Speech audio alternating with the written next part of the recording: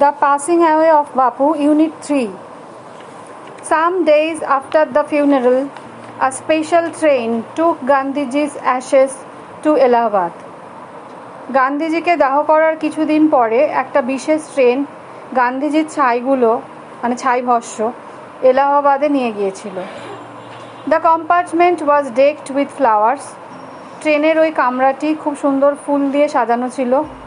People on the train sang bhajans. ট্রেনে মানুষেরা ভজন গাইছিল। People did not weep any more, for they could feel Gandhiji's presence amid the flowers and the songs. লোকেরা আর কাঁদছিল না, কারণ তারা ফুল এবং গানের মধ্যে গান্ধীজির উপস্থিতিটা বুঝতে পারছিল। At every station sorrowful crowds filled the platform. প্রত্যেকটা স্টেশনে দুঃখী মানুষের ভিড় প্ল্যাটফর্মটা ভর্তি করে ফেলেছিল। Amid song and prayer the train reached Allahabad. গান এবং প্রার্থনার মধ্যে দিয়ে ট্রেনটি এলাহাবাদে পৌঁছেছিল। The ashes were immersed in the Ganges where a huge crowd had gathered at the bank. ছাইগুলোকে গঙ্গাতে ভাসিয়ে দেওয়া হয়েছিল, যেখানে প্রচুর মানুষ ভিড় করেছিল গঙ্গা নদীর পাড়ে। Afterwards we all went back to Delhi. এরপরে আমরা সবাই দিল্লিতে ফিরে এসেছিলাম। Back in Delhi I felt at sea. দিল্লিতে ফিরে আমি অনুভব করলাম যেন সমুদ্রে পড়ে গেছি। I had not directly worked with Gandhiji, gone to prison at his call, or made any sacrifice for my country. আমি কখনো সরাসরি গান্ধীজির সাথে হাঁটিনি, কখনো তার ডাকে জেলখানায় যাইনি, অথবা আমার দেশের জন্য কোনো আত্মবলিদান দিইনি। My sisters and I and other young people like me had been merely onlookers. আমার দিদি এবং আমি এবং আমার মতো আরও অনেক তরুণ মানুষজনরা তারা শুধুমাত্র বাইরে থেকেই দেখেছি। But still I felt at sea. কিন্তু তবুও আমার মনে হচ্ছে যেন আমি সমুদ্রে পড়ে গেলাম। সমুদ্রে পড়ে গেলাম মানে সমুদ্রে পড়ে যাওয়া নয়, সমুদ্রে পড়ে গেলাম মানে হচ্ছে কি করব ভেবে না পাওয়া, অসহায় লাগা। I felt I had grown up within a magic circle. আমি অনুভব করলাম আমি যেন বেড়ে উঠেছি একটা জাদুবৃত্তের মধ্যে। With Bapu's passing away, I felt the magic circle had vanished, leaving me unprotected.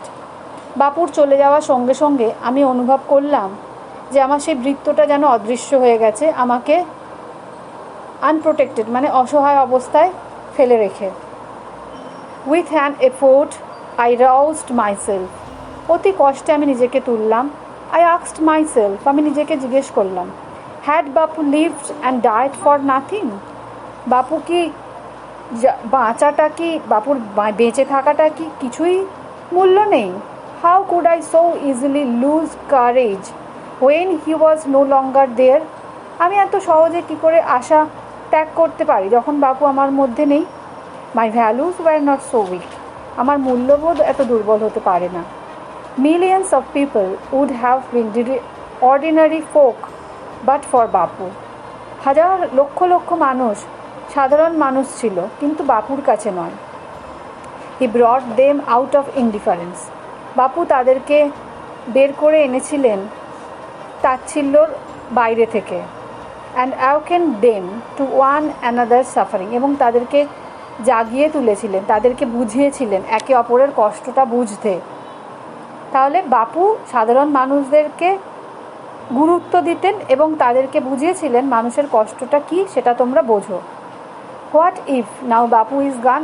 এবার কি হবে? বাপু তো এখন নেই। We were still there. আমরা তো আছি সেখানে, young and strong and proud to bear his banners before us. আমরা তরুণ, আমরা শক্তিশালী এবং আমরা গর্বিত তার পতাকা আমাদের সামনে আমরা নিয়ে চলব বলে। বাপু হ্যাড পাসড অ্যাওয়ে। বাপু মারা গেছেন। But his India would continue to live in his children. কিন্তু তার ভারতবর্ষ তার সন্তানদের মধ্যেই বেঁচে থাকবে। আজকের ক্লাস এখানেই শেষ করছি। যদি কোনো শব্দ, লাইন বা অংশ পরিষ্কার না হয় তাহলে অবশ্যই কমেন্ট সেকশনে লিখে জানাও। মনে রেখো, প্রশ্ন করাই ভালো শেখার প্রথম ধাপ।